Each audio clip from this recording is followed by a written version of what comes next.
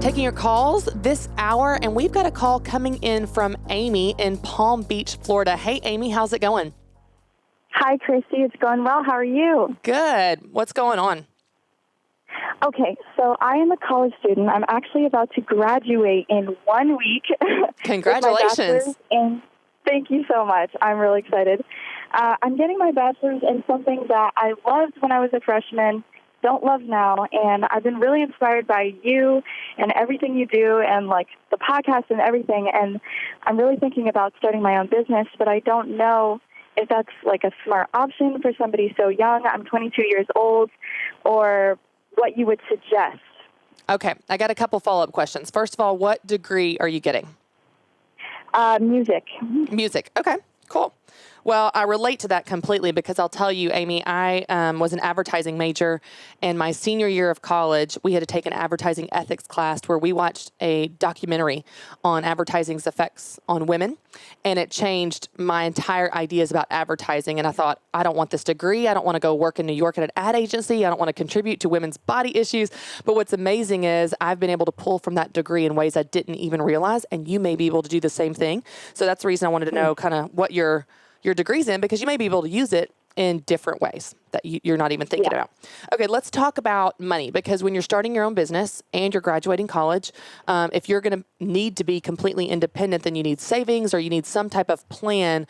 Because if you start your business right now, or even, as soon as you graduate, it may take a minute before that business can fully support you. So let's talk about that. Do you have savings, or do you have a plan for, starting maybe a business on the side in addition to getting a full-time job that's more dependable?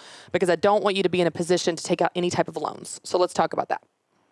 Right. Okay. So I'm graduating actually with no loans. Congratulations. That's amazing. Thank you.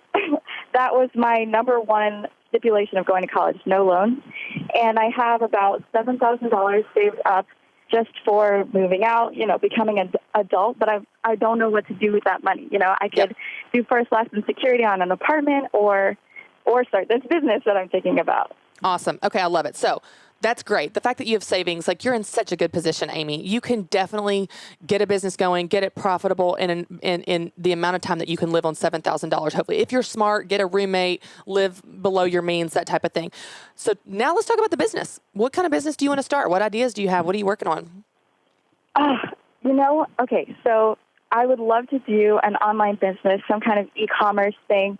My sister is an amazing artist, so I was thinking maybe we could sell some of her art online, do custom pieces, do custom, paintings, stuff like that. She can do pretty much anything, but that's kind of like the only idea I have. I would be open to doing pretty much anything, but I would really love to incorporate my sister into it and just do something that we can do together.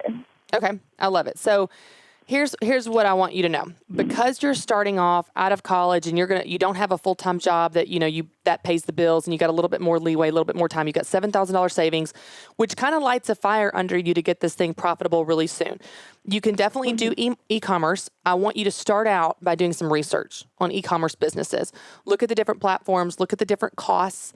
The biggest thing that you will need when it comes to e-commerce is you're going to need traffic in order to get to sales. And so you need to understand email marketing and building an email list, and driving traffic through social media or through your email list or whatever to your site to buy the art. Because it doesn't matter how beautiful the art is. If no one comes to your site, they're not going to buy it. So I want you to do some homework there. Do some research. Look at sites that you love.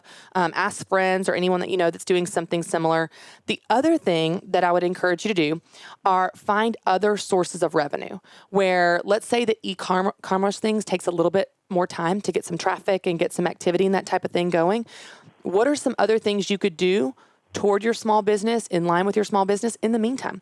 Maybe it's something where you and your sister, like you said, you do custom art, but you show up at craft booths or camps or trade shows or whatever to get the word out there. In the meantime, maybe it's something, and this may sound a little off base, Amy, but you have a music degree. What would it look like to start your own business doing music lessons?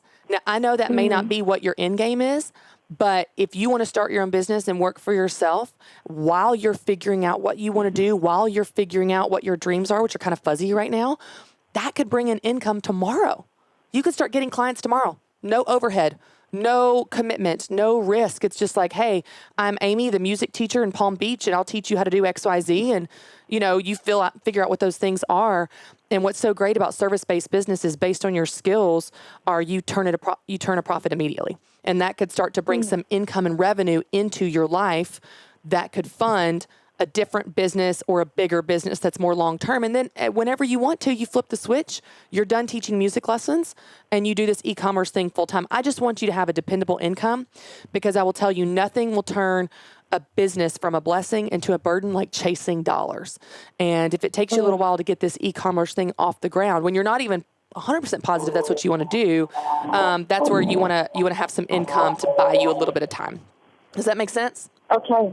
Yes, Awesome. it does. All right, Amy, you got some homework, but whenever you get this figured out, when you're down that road, whether it's music or e-commerce, I want you to call back and let me know how it's going. I'll tell you guys, I very rarely recommend having more than one business because it dilutes your efforts, it confuses your customers. But in a situation like Amy's, she needs income. She needs revenue. She doesn't want to go get a full-time job with a big commitment. That's totally fine. She's got a music degree. She can use what she has right now to start to make money for herself. And then as she kind of dips her toe in the water of different businesses, she can see what she wants to do long-term and full-time.